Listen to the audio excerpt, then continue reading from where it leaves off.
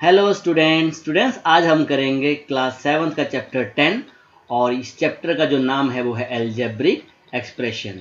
अब algebraic expression या expressions के बारे में हमने थोड़ा सा सीखा था सिंपल इक्वेशन के चैप्टर में। अगर आपको याद हो तो सिंपल इक्वेशन के चैप्टर्स में कुछ चीज़ें हमने वहाँ पे स्टडी की थी, कुछ हमारे पास कंसेप्ट हमने स्टडी किए थे। अब सेम चीज़ हम लोग अलजेब्रिक एक्सप्रेशन में भी स्टडी करने जा रहे हैं। अब वन बाय वन सेम चीज़ है जो हमने सिंपल इक्वेशन में स्टडी किया था। एक हमने स्टडी किया था वेरिएबल के बारे में, एक हमने स्टडी किया था कांस्टेंट के बारे में। अब सबसे पहले कांस्टेंट स्टडी कर लेते हैं, ये दोबारा से आपकी रिवीजन हो जाएगी, सेम चीज़ है आपके पास। अब कांस्टेंट आपके पास क्या होता है? कांस्टेंट आपके पास एक फिक्स्ड न्यूमेरिकल वैल्यू होती है। सिंपल वर्ड में कहूँ मैं, ए फिक्स्ड न्यूमेरिकल वैल्यू। अब ये फिक्स्ड न्यूमेरिकल वैल्यू का मतलब क्या है? फॉर एग्जांपल मैं आपके सामने यहाँ एग्जांपल ले रहा हूँ। अब एग्जांपल के तहत सपोज मैंने 2, 6, -7/2 ये जितने भी नंबर्स हैं ये सारे के सारे इनको हम क्या बोलते हैं? कांस्टेंट बोलते हैं। क्या बोलते हैं इनको? कांस्टेंट। और आपको याद होगा हमने वेरिएबल भी स्टडी किया था। वेरिएबल, अब वेरिएबल का मतलब होता है जो वेरी कर जाता है, वेरी या जो चेंज हो जाता है, वेरी या फिर चेंज हो जाता है। अब वेरिएबल मैंने आपको कहा था कि हम लोग ABC से लेकर कोई भी वर्ड उठा सकते हैं XYZ के बीच में है, ये हमारी मर्जी रहती है, इनमें से कोई भी हम वर्ड्स को यूज़ कर लेते हैं। अब जो एक्सप्रेशन है या अलजेब्रिक एक्सप्रेशन है, पहले एक्सप्रेशन स्टडी कर लेते हैं। एक्सप्रेशन को ही हम अलजेब्रिक एक्सप्रेशन बोलते हैं। अब एक्सप्रेशंस मैंने कैसे बताया था आपके पास, ये जो वेरिएबल और ये कांस्टेंट ये आपस में मिलकर वेरिएबल और कांस्टेंट अंडरगो 4 ऑपरेशन, आपको बताया था, प्लस माइनस डिवीजन इनटू, ये 4 के 4 जो हमारे पास ऑपरेशंस हैं, 4 ऑपरेशंस, इनका जब यूज होता है तो हमारे पास एक्सप्रेशन बन जाता है। जैसे सिंपल वेज में हम लोग एक्सप्रेशंस क्या कहते हैं? हंसने का एक्सप्रेशन, रोने का एक्सप्रेशन, ठीक है, एंगर का एक्सप्रेशन, ये बहुत सारे एक्सप्रेशंस हैं हमारे पास। अब यहाँ पे कैसे हम करेंगे? अगर कोई भी आप यहाँ से वेरिएबल उठा लो, a+6, ये भी हमारे पास क्या है? एक्सप्रेशन है। अब कांस्टेंट टर्म और वेरिएबल में आपस में क्या हुआ? एडिशन हुआ। या फिर y -7/2, ये भी क्या हमारे पास? एक्सप्रेशन है। 4x + 5 ये भी हमारे पास क्या है? एक्सप्रेशन है। या फिर कुछ भी बड़ा एक्सप्रेशन लिख दो, ax² + bx + c, ये सारे के सारे हमारे पास क्या हैं? अलजेब्रिक एक्सप्रेशन, बिकॉज यहाँ पे अलजेब्रा यूज हो रहा है। अलजेब्रा का मीन क्या है? वेरिएबल्स हमारे यूज हो रहे हैं, ठीक है।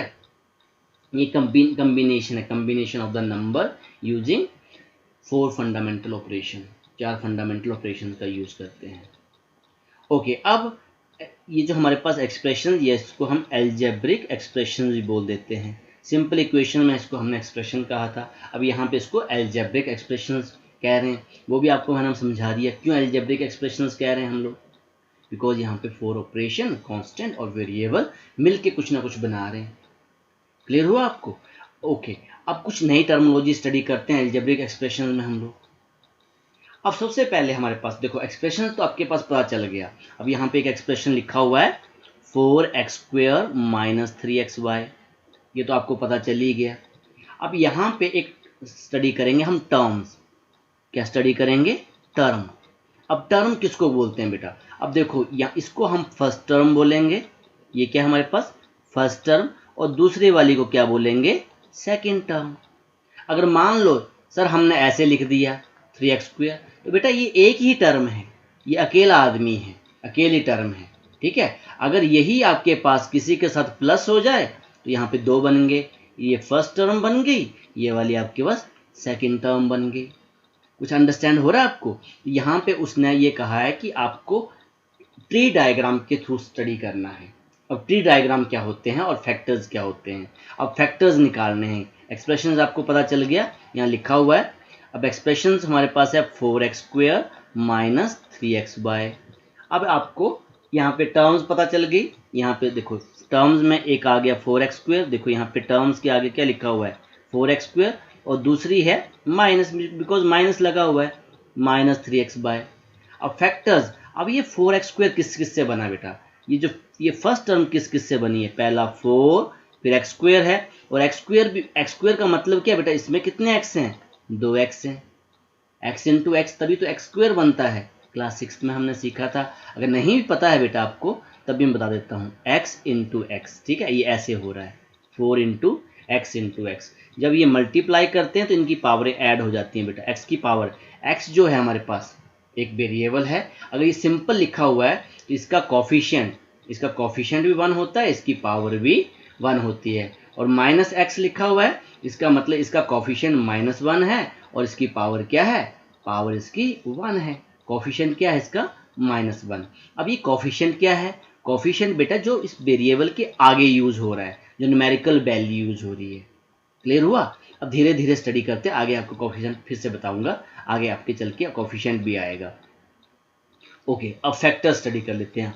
तो 4x स्क्वायर किससे बना बेटा, 4 से, एक्स स्क्वायर टूट गया आपका x इंटू एक्स, ठीक है।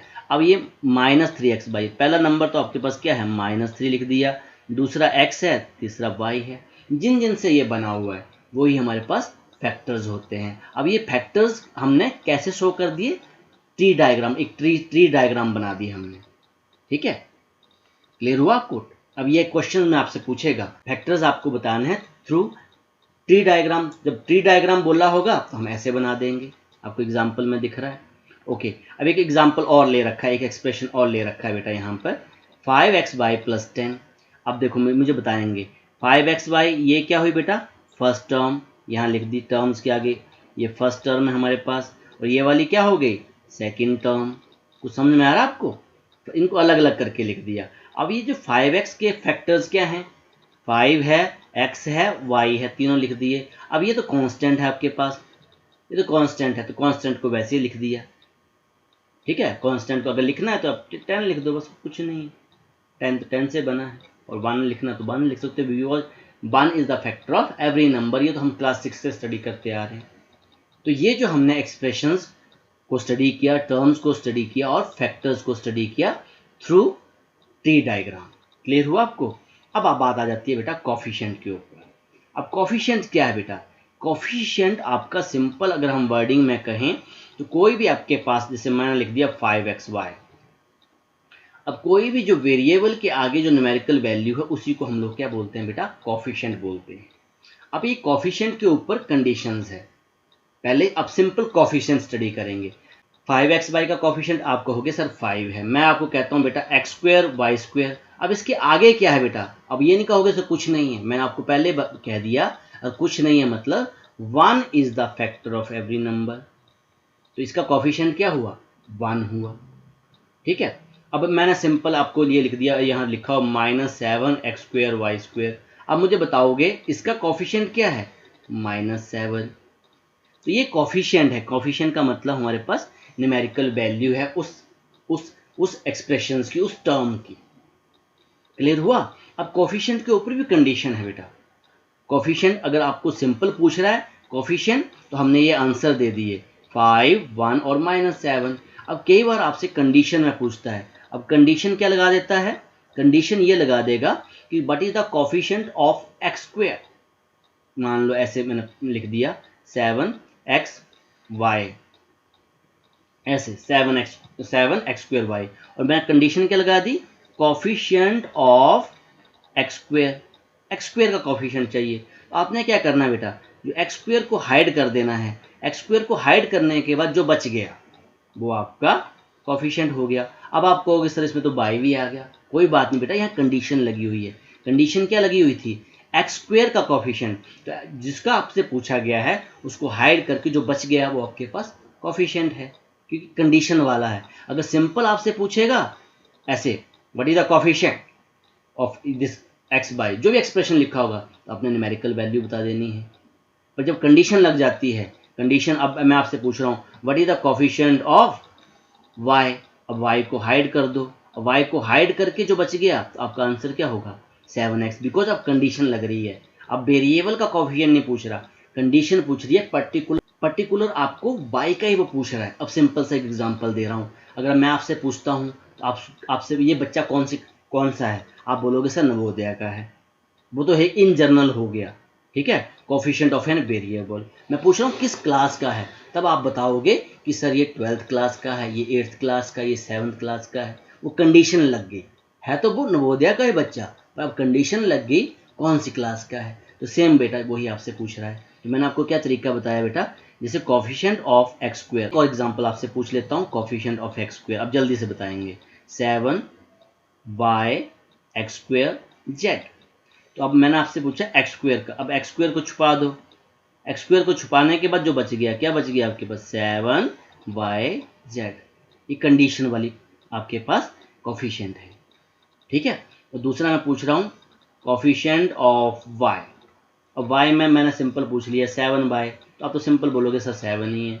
अगर मैंने x लगा दिया इधर तो आप बोलोगे सर 7x, y को नहीं लेना है, y को छोड़ के। अगर मैंने यहाँ z लगा दिया तो आप बोलोगे सर 7xz। बस क्लियर हुआ। तो ये दोनों क्वेश्चन आपसे पूछेंगे, कंडीशन वाला भी और सिंपल भी। ओके, अब एक काम करते हैं, इन कॉफिशिएंट को हम अच्छे से सीखते हैं एक एग्जाम्पल के थ्रू। आपकी बुक में एक एग्जाम्पल दे रखा है, एग्जाम्पल नंबर 1। तो एग्जाम्पल नंबर 1 हमें दे रखा है, identify in the following expression terms which are not constant. Okay, जो कांस्टेंट नहीं है, गिव द न्यूमेरिकल कॉफिशिएंट। अब न्यूमेरिकल कॉफिशिएंट पूछा है बेटा, अब यहाँ पे कंडीशन नहीं है। अब देखो पहला क्या है, हमारे पास एक्सप्रेशंस क्या है बेटा, 7x प्लस y, इसकी बात हो रही है। यहाँ पे लिख दिया एक्सप्रेशन।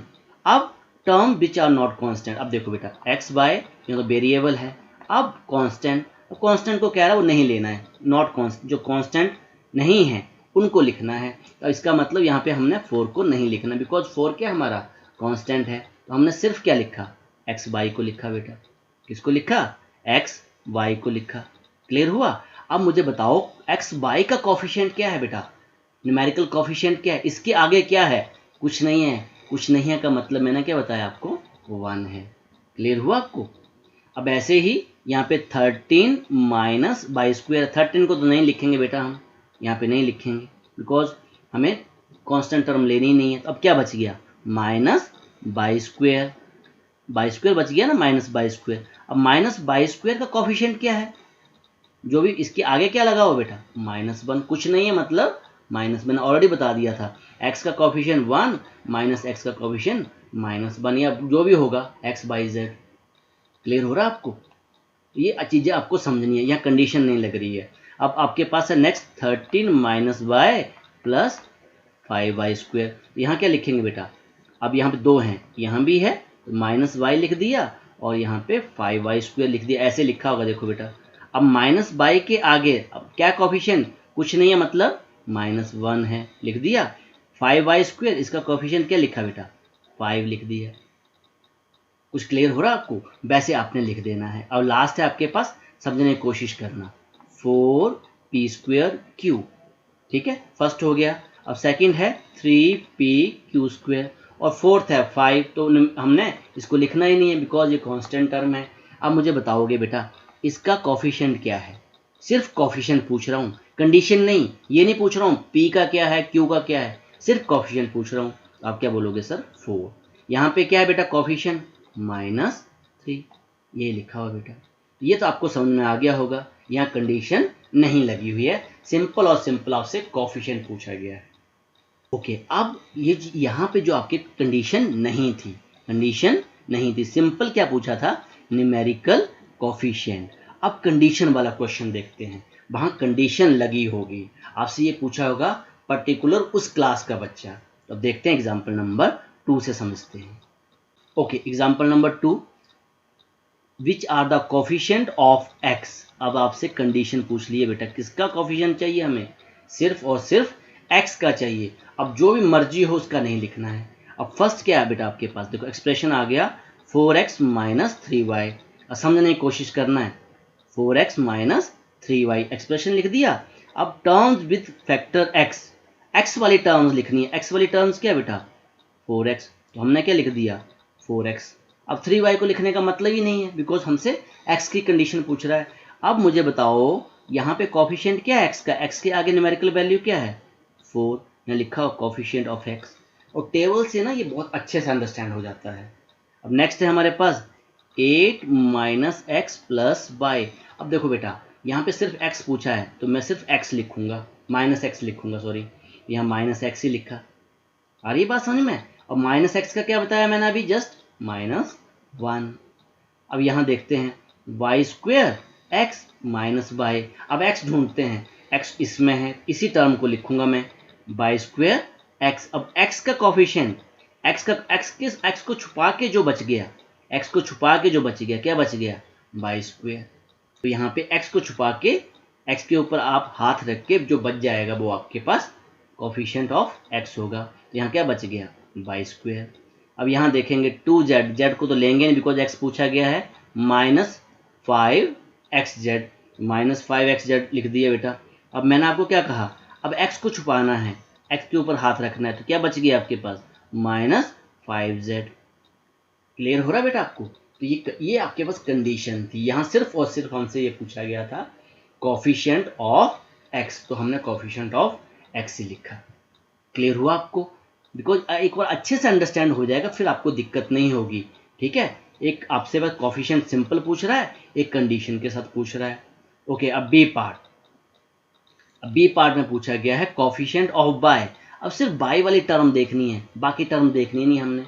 अब देखो बेटा, यहाँ पे बाय वाली टर्म क्या है, -3y, देखो -3y लिखा हुआ है, terms with factor y। Okay, अब 3 बाय को छुपा दो तो क्या बच गया, -3। अब यहाँ पे 8 + बाई z, अब बाई z, अब देखो 8 + बाई z है, तो यहाँ पे कांस्टेंट को तो लिखेंगे नहीं, बाई z लिख दिया। अब बाई को छुपाएंगे तो क्या बच गया बेटा, z बच गया। क्लियर हुआ आपको? अब नेक्स्ट देखते हैं थर्ड, ये है बाई z² + 5, और हमसे पूछा गया y को। यहाँ पे बेटा कांस्टेंट टर्म तो लिखेंगे नहीं आगे, यही इसी टर्म को लिखेंगे। ठीक है, बाय z², अब बाय को छुपा दो, क्या बच गया बेटा आपके पास, z² बच गया। अब यहाँ पे m/, m/, लिख दिया, y को छुपा दो तो क्या बच गया, m, वही आपका कॉफिशिएंट ऑफ y आ गया। क्लियर है? यहाँ जहाँ पे कंडीशन लगी हुई है ना बेटा, उस नंबर को छुपा दो, उसके ऊपर हाथ रख के, बाकी जो बच जाता है वही आपका क्या होता है, कॉफिशिएंट ऑफ एक्सप्रेशन। ओके, अब नेक्स्ट टर्म स्टडी करते हैं, लाइक और अनलाइक टर्म। अब बेटा देखो, ये वर्ड जो है लाइक और अनलाइक, ये अपने आप में कुछ कह रहा है। लाइक का मतलब जिसको आप, जो एक जैसे हैं, ठीक है, जो एक जैसे हैं। अनलाइक मीन जो एक जैसे नहीं हैं। अब एक्सप्रेशन में कैसे बताएंगे भाई, हम एक्सप्रेशन में कैसे बताएंगे कि ये टर्म्स लाइक हैं और अनलाइक हैं? उसके लिए कंडीशन बेटा हमने एक फिक्स कर दी। क्या कंडीशन फिक्स कर दी, कि हम सिर्फ वेरिएबल को देखेंगे। किसको देखेंगे बेटा, वेरिएबल को। समझने की कोशिश करना बेटा, क्या कह रहा हूँ मैं, सिर्फ वेरिएबल को देखना है। और वेरिएबल को देखना है, हमें कांस्टेंट से मतलब नहीं है, कांस्टेंट या कॉफिशिएंट से मतलब नहीं है, उसके आगे कॉफिशिएंट जो मर्जी लगा हो, पर हमने वेरिएबल देखना है। जैसे मान लो 15x और यहाँ पे मैंने 2x लिख दिया। अब देखेंगे बेटा वेरिएबल क्या है, यहाँ पे x, और यहाँ भी क्या है, x। तो ये लाइक टर्म्स है, हमें ये नहीं देखना है 15x है 2, इसको नहीं देखना है, नंबर्स को नहीं देखना है, प्लस माइनस भी नहीं देखना है, हमें सिर्फ और सिर्फ चेक करना है वेरिएबल को। वेरिएबल सेम होना चाहिए, वेरिएबल क्या होना चाहिए, सेम। अगर यहाँ पे x है तो यहाँ भी x होना चाहिए, अगर यहाँ x² है तो यहाँ x² होना चाहिए। अगर x हो जाएगा फिर अनलाइक टर्म्स होगी। बेशक वेरिएबल सेम है पर वेरिएबल की पावर भी सेम होनी चाहिए। तो समझ रहे हो कि नहीं? अगर मैं ऐसे लिखता हूँ बेटा 5x 5y, अब आप बोलोगे सर 5 5 सेम है, नहीं, इसको तो देखना ही नहीं है, हमें देखना है वेरिएबल को। यहाँ पे x है, यहाँ पे y है, ये लाइक टर्म्स हैं, नो, अनलाइक टर्म्स हैं।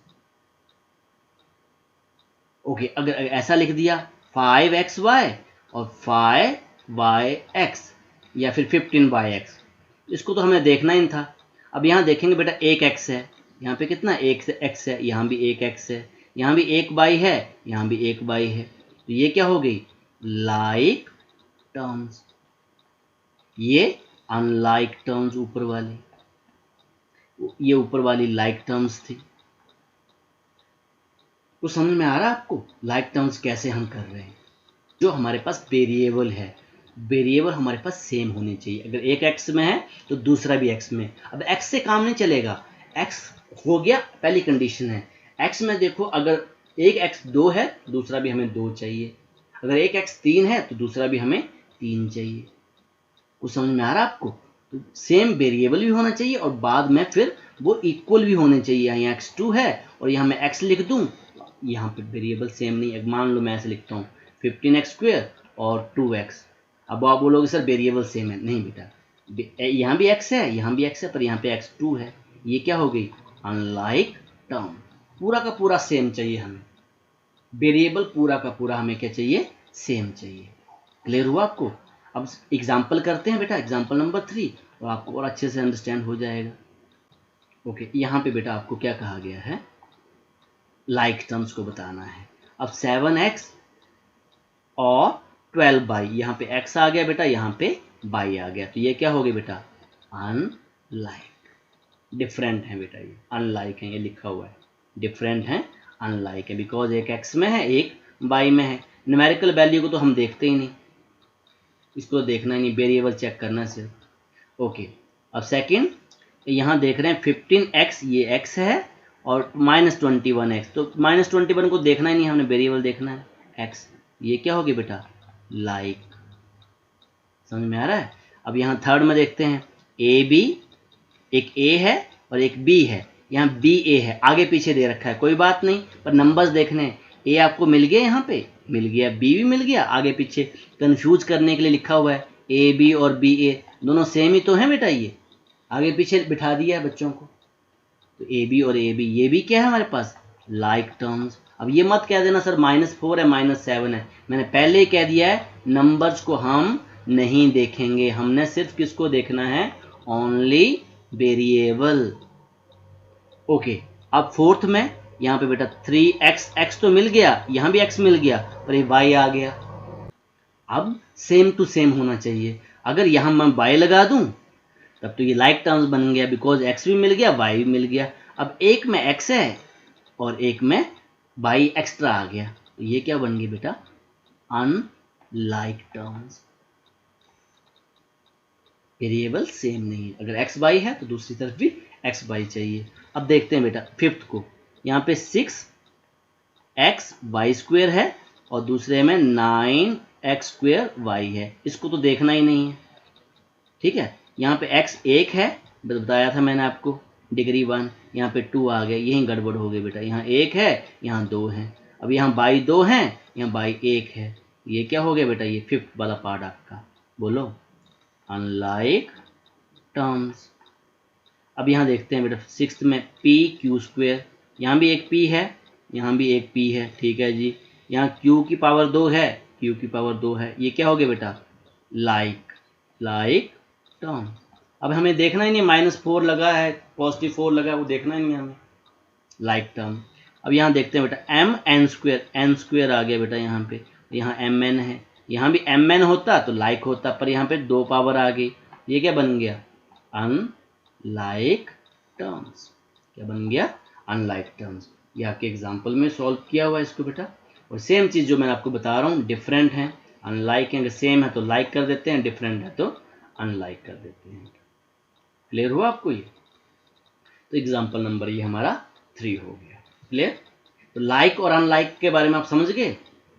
वेरिएबल हमारा सेम टू सेम होना चाहिए, अगर x है तो x चाहिए, x² है तो x² चाहिए, x y है तो दूसरी तरफ भी x y चाहिए, सेम टू सेम चाहिए, बस सिंपल सी बात है।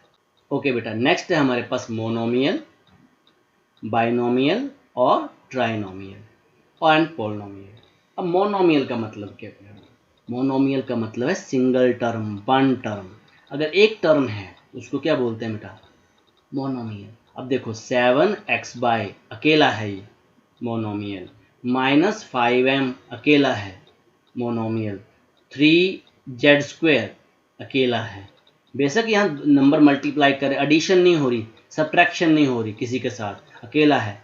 4 अकेला है, जो अकेले अकेले हैं वो हमारे को हम बोलते हैं मोनोमियल, ठीक है। अगर बाइनोमियल का मतलब 2 अनलाइक टर्म्स, 2 टर्म्स, अनलाइक या लाइक बोल दो, 2 टर्म्स अलग अलग हो हमारे पास। देखो यहाँ पे x और y, first term second term 2 आ गई, ये क्या बन गया?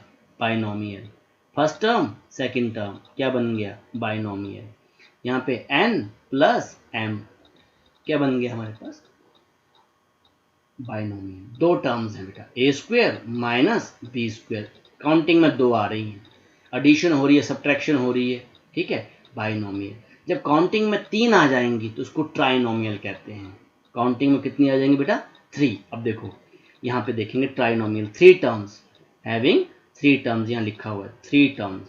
अब देखो 1 2 3, 3 टर्म्स, काउंटिंग में 3 आ गई, 1 2 3, चाहे प्लस हो चाहे माइनस हो उससे मतलब नहीं, काउंटिंग करनी है हमने कितनी टर्म्स हैं, first term second term third term, 3 है, first term second term third term, 3 term है। अगर मैं ऐसे लिख दे रहा हूँ a plus B plus C, 3 term है, trinomial, x plus Y plus Z, 3 term है, ट्राइनोमियल, क्लियर। अब पोलिनोमियल, पोलिनोमियल इन जनरल बोल देते हैं बेटा। अब देखो बार बार थोड़ी बोलते हैं, अब 4 टर्म में हो 5 टर्म में हो तो क्या बोलेंगे, अब पोलिनोमियल। पोलिनोमियल में सब आ जाता है, मोनोमियल भी आ जाता है, बाइनोमियल भी आ जाता है और ट्राइनोमियल भी। अब एक बच्चे को बुलाना हो, एक हम बोलेंगे बेटा इधर आना, 2 को 2 का नाम ले सकते हैं, 3 को 3, बहुत सारे बच्चे आप सभी इधर आओ, ये क्लास 8 इधर आओ, पूरा बोल दिया, उसको क्या बोला हमने, पोलिनोमियल, जो बहुत सारा है। Monomial means single term, binomial means 2, trinomial means 3, simple, याद रखने के लिए इजी है। ओके, अब हम क्या करते हैं, एक्सरसाइज के क्वेश्चंस करते हैं।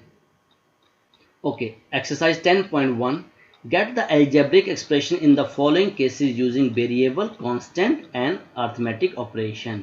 बेटा सिंपल है, सिंपल इक्वेशन में हमने सेम चीज़ें की थी, वहाँ भी हमें algebraic expression बनाने के लिए बोला था, जो वर्डिंग को यहाँ लिखना है हमें। अब जैसे जैसे पढ़ते जाएंगे बोलते जाएंगे। फर्स्ट क्या है, subtraction of z from y, कहते हैं z को घटाओ किस में से, y में से, तो क्या आ गया, y माइनस जेड, ये कर चुके हैं बेटा हम सिंपल इक्वेशन में। 1/2 of the sum of number x and y, 1/2 का मतलब 1/2, सम x और y का सम, अब सम करना है, 2 टर्म में है तो ब्रैकेट लगा दी, 1/2 x plus y। The number z multiply by itself, z को z से ही मल्टीप्लाई कर दिया, अब z को z से मल्टीप्लाई कर दिया तो अब 2 z हैं, कितने z हैं बेटा, z, तो यहाँ लिखते z की पावर 2, z इंटू z लिखोगे तब भी चल जाएगा आपके पास। 1/4 of the product of the number p n q, कह रहा 1/4 करो नंबर पी एन क्यू करो, प्रोडक्ट के लिए इंटू लगाना है तो इंटू लगा सकते हो ऐसे, तो फिर लास्ट में यही बनेगा 1/4 पी क्यू। अब वो कह रहा है the number x and y both square and added, कह रहा है x और y को, यहाँ पे लिख देता हूँ बेटा इसको मैं, x और y, इसका स्क्वायर, स्क्वायर का मतलब पावर 2 करनी है, y का भी स्क्वायर करना और ऐड कर देना है, सिंपल है। आई बात समझ में, x and y both square, x का स्क्वायर कर दिया, y का भी स्क्वायर कर दिया, बोथ एडेड, इन दोनों को ऐड कर दिया, तो ये तो लिखा बेटा x square plus y square. अब 6 को देखते हैं, number 5 added to 3 time the product of the numbers m and n, अब इनका प्रोडक्ट करना है m और n, m इंटू n, तो क्या बन गया बेटा ये m n।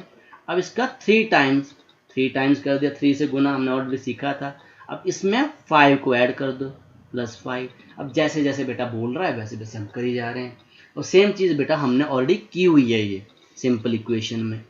ओके, अब 7th पार्ट देखते हैं, the product of the number y and z, y और z को मल्टीप्लाई कर दो, ठीक है, सब्ट्रैक्टेड फ्रॉम 10, ओके, अब 10 में से घटा दो, अब y और z का क्या आ गया बेटा, 10 माइनस वाई जेड, सिंपल है ये, 10 में से घटाना है, 10 माइनस बाई जेड। अब कह रहा है sum of the number A and B, इनका सम कर दो a plus B, subtracted from their product, इनका प्रोडक्ट क्या आ जाएगा a इंटू बी, ठीक है, अब घटा दो, कहता है a b minus a plus b, ये आ गया बेटा, यही तो कह रहा था, एक बार फिर से समझ लो इसको, क्या कह रहा था, sum of the number A and B, A plus B कर दिया, अब कह रहा है इसको a प्लस जो b आया है आपका, इसको घटाओ किसमें से, उनके प्रोडक्ट में से, अब a और b का प्रोडक्ट क्या होगा बेटा, ए बी होगा, उस प्रोडक्ट में से इस सम को घटा दो, यही तो आ गया a b minus a plus b. थोड़ा सा बेटा उससे हार्डर है पर उतना मुश्किल नहीं है, इसको समझोगे तो आप सीख जाओगे, सिंपल इक्वेशन में सेम चीजें की हुई हैं हमने।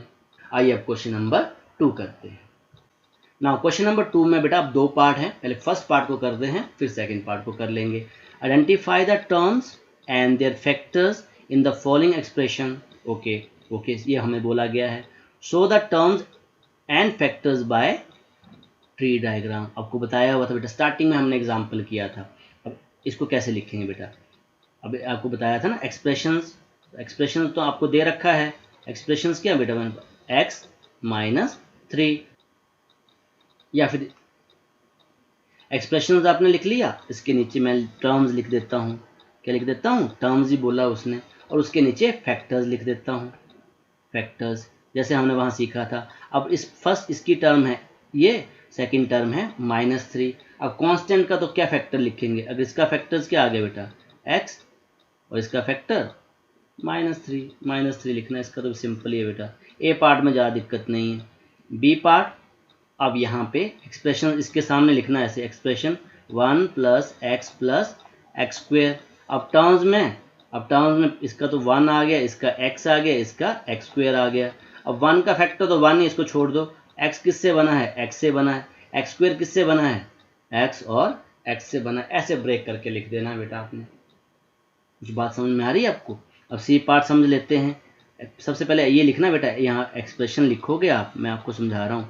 एक्सप्रेशन टर्म्स फैक्टर किस मेथड से कर रहे हैं, ट्री डायग्राम से मेथड से कर रहे हैं। अब सी पार्ट यहाँ पे आएगा y माइनस बाई क्यूब।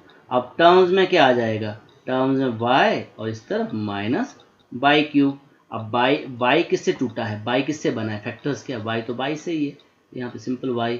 अब ये बाई क्यूब देखो, यहाँ पे -1, इसका फैक्टर्स क्या, कॉफिशिएंट 1 -1 है, फिर y फिर y फिर y, 3 y से बना हुआ है ये। ऐसे लिखना है बेटा आपको, ठीक है। अब एक पार्ट और कर देता हूँ, यहाँ से क्वेश्चन देख लेता हूँ। तो मैं ई पार्ट कर देता हूँ, ठीक है। कौन सा पार्ट कर दूँ, ई पार्ट कर देता हूँ, ई पार्ट। अब ये डी पार्ट आपके लिए होमवर्क है। -ab फिर +2b² -3a²। अब इनको अलग अलग करके लिखना है। ये तो आपके पास क्या आ गया, एक्सप्रेशन लिख लेना है बेटा आपको। एक्सप्रेशन, उसके बाद टर्म्स, और उसके बाद फैक्टर्स। पहला का तो आ गया बेटा ab, इसका आ गया 2b², इसका आ गया -3a²। अब ये किससे बना बेटा, -1ab। तो समझ में आ रहा है। अब ये किससे बना, 2b और b, ऐसे। फिर -3a², a ऐसे लिख दो, अब a² का मतलब 2a है इसमें, ई पार्ट हो गया। ऐसे आपने इनको कर लेना है कॉपी पे। ओके, आइए इसका सेकंड पार्ट करते हैं। Now second part. अब सेकंड पार्ट में कहा है identify terms factors in the expressions given below. तो बेटा यहाँ ट्री डायग्राम नहीं बोली है, तो सबसे पहले हम क्या करेंगे बेटा, इसको एक टेबल बना लेंगे। क्या बना लेंगे, एक टेबल बना लेंगे। और उस टेबल से क्या होगा, मैं 2-3 क्वेश्चंस आपको करके दे दूंगा, फिर आप आसानी से कर लोगे उसको, ठीक है। तो सबसे पहले टेबल में क्या होगा आपके पास, सबसे पहले यहाँ पे क्या लिखेंगे, एक्सप्रेशन। एक्सप्रेशन यहाँ पे लिखेंगे टर्म्स, यहाँ पे लिखेंगे फैक्टर्स। बिकॉज टी डायग्राम नहीं है, ए पार्ट यहीं कर देता हूँ। ए पार्ट -4x + 5, कितनी टर्म्स हैं बेटा, 2 टर्म्स हैं। तो पहले ऐसे लिखेंगे -4x, यहाँ पे लिखेंगे नीचे 5। क्लियर हुआ आपको। ओके, अब इसके फैक्टर्स क्या है बेटा, इस किस से बना है, -4 से बना है और x से बना है, और 5 तो 5 से बना है, सिंपल। एक तो हमारा हो गया, ये ए पार्ट कर दिया हमने, ऐसे लाइन लगा लेनी है।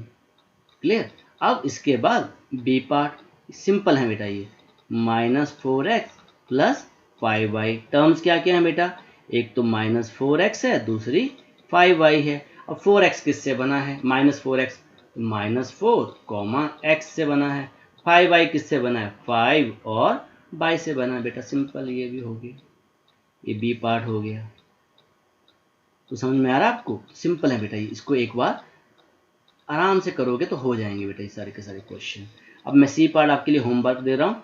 अब मैं सी बी और डी बी और ई बी छोटे छोटे क्वेश्चन है, एफ कर दे रहा हूँ यहाँ पे, ताकि आपको समझ में आ जाए। 1.2 AB -2.4 B + 3.6a। तो पहला लिखूंगा बेटा 1.2ab पहली टर्म, उसके नीचे लिख दूंगा -2.4b सेकेंड टर्म, 3.6a ये हो गई थर्ड टर्म। क्लियर। अब पहले का किससे किससे बना है 1.2 a b, 2.4 b, 3.6 a, ये एफ पार्ट हो गया बेटा आपका। ओके, बहुत इजी है, सिंपल से हमने 3 पार्ट कर लिए ये। ठीक है, अब एक पार्ट और कर देता हूँ, बताओ कौन सा कर दूँ? जी पार्ट कर देता हूँ। यहाँ पे आपने लाइन लगा लेनी है ये। ओके, अब यहाँ से मैं जी पार्ट कर देता हूँ, तो ये भी इजी है बेटा। सबसे पहले आप एक्सप्रेशन लिख लेना है यहाँ पे 3/4x + 1/4। तो पहला एक्सप्रेशन तो आपके पास क्या आ गया 3/4x, किससे बना है बेटा ये 3/4 x से। दूसरा है 1/4, तो 1/4 तो सिंपल 1/4 ही लिखेंगे। ठीक है, ओके। अब एच पार्ट भी कर दें। एच पार्ट भी इजी है, तो यहाँ पे आएगा 0.1 p² + 0.2 q²। ओके, ये आपके पास एच पार्ट हो गया। यहाँ लाइन आपने लगा लेनी है, इसकी जस्ट बार लाइन लगा लेनी है। ठीक है, तो एक बार आपने कॉपी पेस्ट को अच्छे से कर लेना है। ओके, एच पार्ट के लिए यहाँ पे एच पार्ट कर दिया, तो ये आएगा 0.1 p², 0.2 q²। तो यहाँ पे किससे बना बेटा 0.1, और p² को क्या लिखते थे p, p² दो p से बना हुआ है। ऐसे ही 0.2 q², q, सिंपल। तो ये हमने किसमें कर लिया बेटा, एक डायग्राम के थ्रू, एक सिस्टमेटिक इसको हमने बना लिया। आइए क्वेश्चन नंबर 3 करते हैं। Now question number 3, identify the numerical coefficient of the term other than constant। ये कर चुके हैं बेटा हम एग्जाम्पल में, कांस्टेंट को नहीं लिखना है। ठीक है, इन द फॉलोइंग एक्सप्रेशन, सिंपल आपको क्या लिखना है, कॉफिशिएंट, न्यूमेरिकल कॉफिशिएंट लिखना है टर्म्स का, हर टर्म का। ठीक है, जहाँ कांस्टेंट होगी उसका नहीं लिखेंगे। तो इसको भी बेटा हम क्या करेंगे, एक डायग्राम के थ्रू इसको बना लेंगे। पहले सेम वैसे पहले किया था, एक्सप्रेशन, फिर टर्म्स, फिर कोफिशिएंट। अब 5 - 3t², वो क्या कह रहा है बेटा, ए पार्ट, फर्स्ट पार्ट है ये। वो कह रहा है कि कांस्टेंट को छोड़ देना, मतलब 5 कांस्टेंट है, इसको मैं नहीं लिखूंगा, बात समझने की कोशिश करना। ठीक है, अदर देन कांस्टेंट को छोड़ देना आपको। तो यहाँ पे क्या बचा हमारे पास -3t²। अब इसका आपके पास कोफिशिएंट क्या है बेटा, सिंपल, कंडीशन नहीं पूछ रहा, सिंपल पूछ रहा है कोफिशिएंट क्या है। कोफिशिएंट क्या है बेटा -3। क्लियर हुआ आपको? ओके, अब यहाँ पे सेकंड पार्ट कर देता हूँ, 1 + t + t² + t³। ओके, अब 1 को छोड़ देना है, पहला आ जाएगा t, दूसरा है t², तीसरा है t³। अब पहले का कोफिशिएंट, t का कोफिशिएंट कुछ नहीं है, मतलब 1। t² के आगे क्या है, कुछ नहीं दिख रहा, मतलब 1। t³ के आगे यहाँ पे क्या दिख रहा है बेटा, आपको बताया था ना, इसकी यहाँ पे ये जो यहाँ पे वैल्यू क्या है, कुछ नहीं दिख रही, मतलब 1 है। अगर माइनस होता तो -1 आना था, बताया हो आपको। यहाँ भी 1 1 1 आ गया। अब मैं थर्ड पार्ट कर देता हूँ, यहाँ लाइन लगानी है तो आप लाइन लगा सकते हो अलग अलग से। ठीक है, लाइन आप ड्रॉ कर सकते हो। ओके, थर्ड पार्ट यहाँ पे कर देता हूँ। थर्ड पार्ट ये है x + 2xy + 3y। Okay, first है x, दूसरा है 2xy, फिर है 3y। ओके, तो x का कोफिशिएंट बेटा 1, xy का 2, 3y का 3, 1 2 3। ओके, फोर्थ पार्ट मैं यहीं कर दे रहा हूँ। अब फोर्थ पार्ट में मेरे पास है 100m + 1000n। तो फर्स्ट टर्म क्या बेटा 100m, फिर है 1000n। अब इसका कोफिशिएंट बेटा, m का कोफिशिएंट 100, n का कोफिशिएंट 1000, सिंपल लिख दिया। ओके, अब फिफ्थ पार्ट यहीं पे कर देता हूँ बेटा, -pq² + 7pq। फर्स्ट टर्म है -p² q², सेकंड टर्म है 7pq। अब इसका कोफिशिएंट यहाँ लिखेंगे, इसका कोफिशिएंट यहाँ लिखेंगे, कुछ नहीं है, मतलब -1। अब pq के आगे क्या दिख रहा है आपको, न्यूमेरिकल वैल्यू 7। सिंपल है बेटा। ठीक है, ओके, अब मैं फिफ्थ, ये आपके पास सिक्स्थ होमवर्क दे दिया। अब सेवन्थ कर देता हूँ बेटा, यहाँ पे 7 तो सिंपल इजी है, 3.14 आर स्क्वेयर, यहाँ पे 3.14 आर स्क्वेयर। आर स्क्वेयर के आगे क्या दिख रहा है बेटा आपको? 3.14, ये हमारा हो गया। ओके, अब ये एट्थ पार्ट। अब एट्थ पार्ट को बेटा थोड़ा सा सॉल्व करना पड़ेगा आपको ना। ये आपको ना मल्टीप्लाई दे रखी है एट्थ पार्ट में, कुछ बच्चे यहाँ गलती कर जाते हैं। 2l प्लस बी, तो ये 2 इससे भी मल्टीप्लाई कर रहा है, ये 2 इससे मल्टीप्लाई कर रहा है, तो ये ऐसे है 2l प्लस 2b। अब इसको लिखेंगे, पहला टर्म है 2l, सेकेंड टर्म है 2b, इसका कोफिशिएंट 2, इसका कोफिशिएंट भी 2। क्लियर हुआ आपको? तो 2 2 आ गया। अब यहाँ पे बेटा इसको लिखना है, पहले का कोफिशिएंट यही बता देता हूँ 0.1 और दूसरे पॉइंट 0.01 आ जाएगा। क्वेश्चन नंबर हमारे पास क्या हो गया? 3 हो गया। आइए जल्दी से क्वेश्चन नंबर 4 करते हैं। Now question number 4, identify the term which contain x and give the coefficient of x। अब यहाँ पे कंडीशन वाले क्वेश्चन आ गए बेटा, एग्जाम्पल्स में हमने किया था अगर आपको याद हो। अब कंडीशन वाले क्वेश्चन हैं। अब बी पार्ट में देखते हैं, contain by square and give the coefficient of by square. यहाँ बाई स्क्वेयर का कोफिशिएंट देना है, कोई बात नहीं, इजी। पहले ए पार्ट को कर लेते हैं। तो कोफिशिएंट ऑफ एक्स बोल रहा है बेटा हमें, तो सबसे पहले हम टेबल बना लेते हैं। अब यहाँ पे फर्स्ट कॉलम में लिखेंगे एक्सप्रेशन और यहाँ लिखेंगे कंडीशंस, टर्म्स विद एक्स। ठीक है, टर्म विद एक्स वाली टर्म चाहिए, और यहाँ लिखेंगे कोफिशिएंट ऑफ उसी का कोफिशिएंट ऑफ एक्स। क्लियर हुआ? ओके, फर्स्ट देखते हैं बेटा, एक्सप्रेशन है y square x plus y first part में, पर अब एक्स वाला लिखना है बेटा हमने, अब वाई वाला नहीं लिखना है। देखो यहाँ पे यही टर्म है, यहाँ लिखेंगे वाई स्क्वेयर एक्स, और मैंने क्या बताया था, एक्स को छुपा देना है। अगर आप एक्स को छुपा दोगे तो क्या बचा आपके पास? Y square. लिख दो यहाँ पे वाई स्क्वेयर। ठीक है, सेकेंड पार्ट अब है 13 y square minus 8 y x. अब इसको तो लिखना नहीं है बेटा, बिकॉज एक्स इसी में है, जिसमें एक्स है उसी को लिखेंगे 8 बाय एक्स। अब एक्स को छुपा दो बेटा, एक्स को छुपा दो, क्या बचा आपके पास? माइनस 8 बाय, सिंपल है ये, माइनस 8 बाय। अब थर्ड पार्ट यहाँ कर लेते हैं, थर्ड पार्ट। अब यहाँ पे कह रहा है एक्स प्लस वाई प्लस 2, बेटा सिंपल यहाँ पे x ही है, x लिखा, बाकी बाय में लिखने की जरूरत नहीं, कांस्टेंट को लिखने की जरूरत नहीं, और x का कोफिशिएंट 1। ओके, फोर्थ पार्ट है हमारे पास 5 प्लस जेड एक्स। यहाँ पे सिर्फ जेड एक्स को लिखेंगे, यहाँ पे सिर्फ x को लिखा था हमने, है ना, यहाँ पे x है, तो जेड एक्स को छुपा दो तो क्या बच गया? z। सिंपल है, सिंपल तरीका है बेटा इसका। अब फिफ्थ पार्ट आपके लिए होमवर्क, सिक्स्थ में कर देता हूँ। यहाँ पे सिक्स्थ मेरे पास आ गया 12x Y square plus 25। Constant को तो लिखेंगे नहीं, इसमें x आ रहा है, इसको लिख देंगे 12x वाई स्क्वेयर। और जल्दी से आप क्या करोगे, x को छुपा दो, x को छुपाओ, क्या बच रहा है? 12 वाई स्क्वेयर, यहाँ पे बचा 12 वाई स्क्वेयर। लास्ट है हमारे पास 7, लाइन आपने ड्रॉ कर लेनी है एक बार, 7x plus x y square. अब इसमें क्या देख रहे हैं, दोनों में x आ रहा है बेटा, 7x में भी x आ रहा है ना, कोई बात नहीं, तो यहाँ पे लिख देंगे 7x और x बाय स्क्वेयर, कोई बात नहीं, अगर दोनों में आ रहा है। अब इसका अकेले अकेले का लिखेंगे, और 7x का कोफिशिएंट 7 और यहाँ पे x का बाई स्क्वेयर जो छूट रहा है, तो ऐसे कर लेना बेटा। ठीक है, यहाँ पे दोनों में आ रहा है तो दोनों लिख दिए हमने, एक में आ रहा तो एक लिखेंगे, बस ये आपके पास इसका ए पार्ट हो गया। Now b part.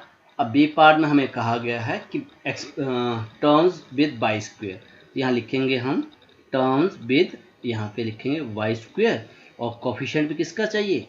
By square का चाहिए। ओके, अब फर्स्ट है हमारे पास 8 minus x by square.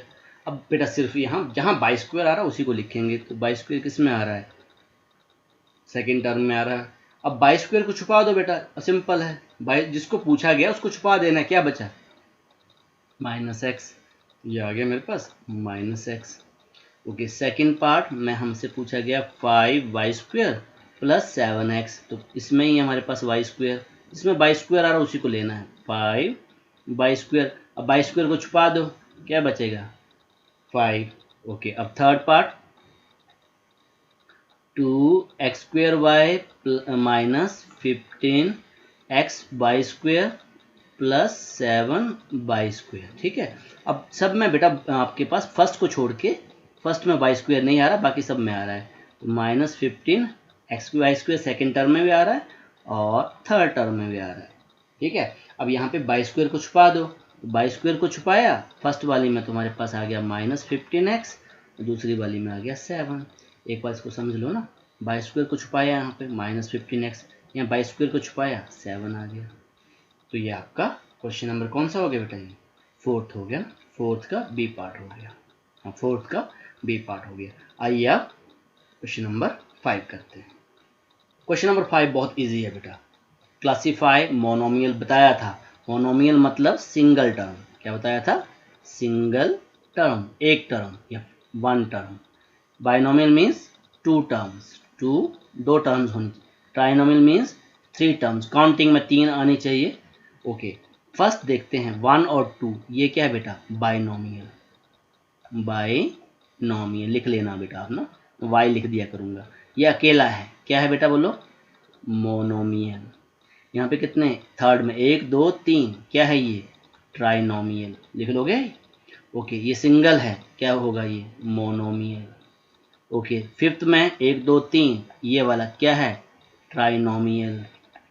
Okay, यहाँ पे कितने हैं बेटा? 1 2 2 हैं यहाँ पे, बोलो बाइनोमियल।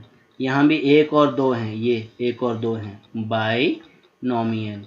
यहाँ पे सिंगल है बेटा, अकेला है ये, मोनोमियल।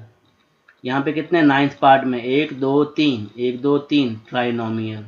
ये भी हमारा ट्राइनोमियल हो गया। 10th में 2 हैं, एक a² प्लस b² 2 हैं, बाइनोमियल। यहाँ भी 2 हैं, बाइनोमियल। और 12th में 1 2 3, 3 टर्म है, ट्राइनोमियल। इजी है बेटा, यही बता दिया मैंने आपको। ठीक है, आपने अलग अलग से लिख लेना है बिल्कुल। जो सिंगल टर्म है मोनोमियल, 2 टर्म में है बाइनोमियल, 3 टर्म में है ट्राइनोमियल। क्वेश्चन नंबर 5 बहुत इजी था। आइए क्वेश्चन नंबर 6 करते हैं। नाउ क्वेश्चन नंबर 6, अब आपसे पूछा गया लाइक और अनलाइक टर्म्स। बताया था बेटा, लाइक टर्म्स में अगर एक कांस्टेंट है तो दूसरा भी कांस्टेंट चाहिए। अगर एक कांस्टेंट है दूसरा भी कांस्टेंट, लाइक है, दोनों के दोनों कांस्टेंट हैं। अगर एक एक्स में है तो दूसरा भी एक्स में चाहिए। ठीक है, अगर एक एक्स में दूसरा x² है, अनलाइक। एक एक्स में दूसरा बाई, तब तो पक्का अनलाइक। क्लियर हुआ? तो पहला देखो, फर्स्ट क्या है बेटा? लाइक। पहला भी कांस्टेंट, दूसरा भी कांस्टेंट। यहाँ देखेंगे सेकंड में, यहाँ पे x है, यहाँ भी x है, ये क्या हुआ बेटा? Like terms. समझ में आ रहा है? यहाँ भी x था, यहाँ भी x। हम इसको देखते नहीं बेटा, इसके आगे क्या लिखा है क्या नहीं लिखा है, प्लस थर्ड पार्ट में। अब थर्ड पार्ट में अब जल्दी से बताएंगे बेटा। एक x है और दूसरी तरफ y है। बताओ मुझे, क्या बताया था मैंने? ये वाला केस क्या बताया था? ये वाला अनलाइक केस था। ये हो गया अनलाइक। समझने की कोशिश करना बेटा। अब फोर्थ में आपको कंफ्यूज किया गया है। x y, एक x है एक y है, एक x एक y है, आगे पीछे दे रखा है कोई मतलब नहीं, पर एक है हमारे पास। ये क्या हुआ? Like term. ओके, नाउ इसका फिफ्थ पार्ट देखेंगे। फिफ्थ पार्ट में हमारे पास है बेटा 4m²। यहाँ पे बेटा m² है, यहाँ पे बेटा m है। क्या लाइक है? यहीं पे गड़बड़ होगी। एक m², एक m, तो यहीं पे क्या बन गया? ये अनलाइक। क्लियर हुआ? ओके, अब सिक्स पार्ट देखते हैं बेटा। यहाँ पे x z है, यहाँ पे x² z² है। अब बेटे x और z हैं, पर एक में स्क्वायर सेम होना चाहिए। अगर x है तो x होना चाहिए, x² है तो x²। ये भी क्या हो गया बेटा? Unlike term.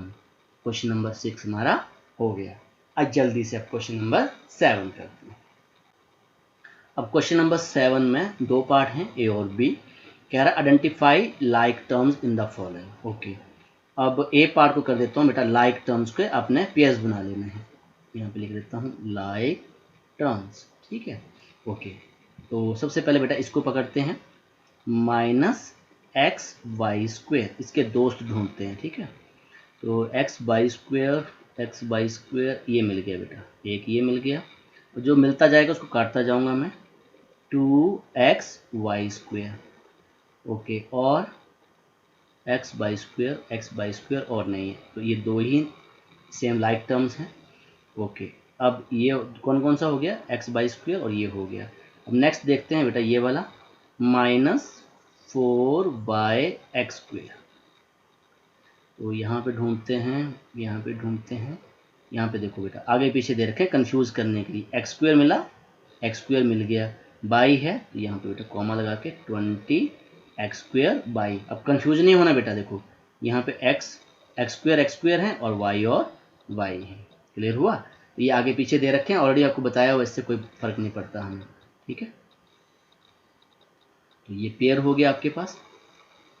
ओके, अब ये और ये हो गए हमारे लास्ट। अब बचा x² का देखते हैं बेटा साथी कौन है।